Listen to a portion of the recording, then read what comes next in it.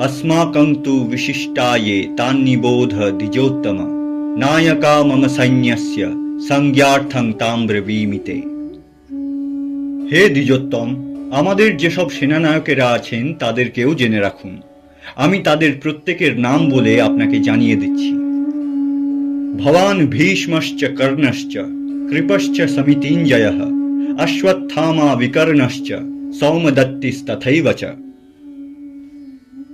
সর্বপ্রথম আছেন আপনি দ্রোণাচার্য, তারপর আছেন মহামহিম ভীষ্ম, আছেন কর্ণ এবং রণজয় কৃপাচার্য, এবং অবশ্যই আছে অশ্বত্থামা, বিকর্ণ এবং সৌমদত্তীয়।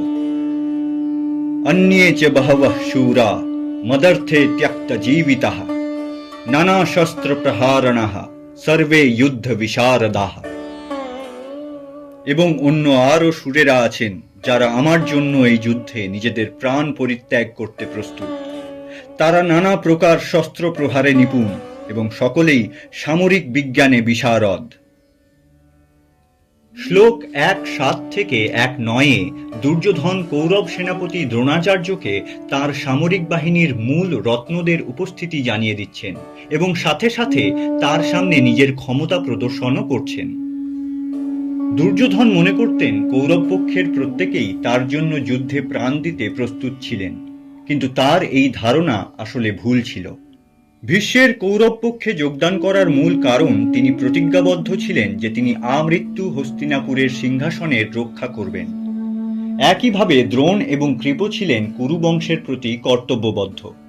প্রাথমিকভাবে কর্ণের কৌরব পক্ষে যোগদান করার কারণ দুর্যোধনের প্রতি তার প্রকৃত বন্ধুত্ব বলে মনে হলেও আসলে কর্ণ নিজেকে দুর্যোধনের প্রতি ঋণগ্রস্ত বলে মনে করতেন, কারণ তিনি সারথীপুত্র হওয়া সত্ত্বেও রাজবংশীয় সকলের মধ্যে কেবল দুর্যোধনই তাকে রাজা সুলভ সম্মান দিয়েছিলেন। তাই কর্ণের ধর্মের জ্ঞান থাকা সত্ত্বেও তিনি দুর্যোধনের সমস্ত স্বেচ্ছাচারে তাকে সমর্থন করেছিলেন। প্রকৃতই তিনি বন্ধুত্ব পালন করলে তিনি কোনোদিনই দুর্যোধনকে তার এই অধর্মে সাহায্য করতেন না। এর থেকে বোঝা যায় যে দুর্যোধনের সেই বিশাল সামরিক বাহিনীর যারা রত্ন ছিলেন তারা অধিকাংশই দুর্যোধনের প্রতি অনুগত ছিলেন না। তারা ছিলেন ব্যক্তিগতভাবে দায়বদ্ধ, যার কারণে তারা দুর্যোধনের আহ্বানে কুরুক্ষেত্রের যুদ্ধে কৌরব পক্ষে যোগদান করেন।